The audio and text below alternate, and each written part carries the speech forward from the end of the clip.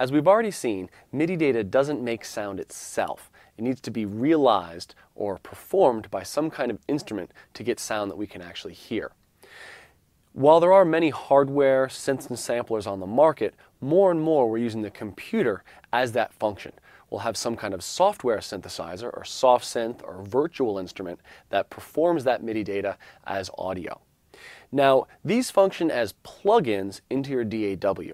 And it'll vary from DAW to DAW on how you actually instantiate or add that instrument into a track, but usually it will be a plug-in or an insert in an instrument track or a MIDI track. The terminology can vary a bit, so it's a good idea just to go to your DAW and figure out how you would add a virtual instrument in there. Now, one of the great things about virtual instruments is there's a way to buy third-party instruments and run them inside of your DAW as what we call a plug-in. So I might have one company that creates the DAW, but a whole other company that creates the soft synth to play inside it.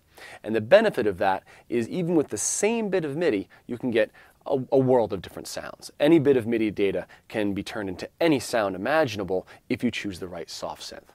So this would be a great opportunity to go to the forums and start a discussion about what soft synths and what samplers are that you might want.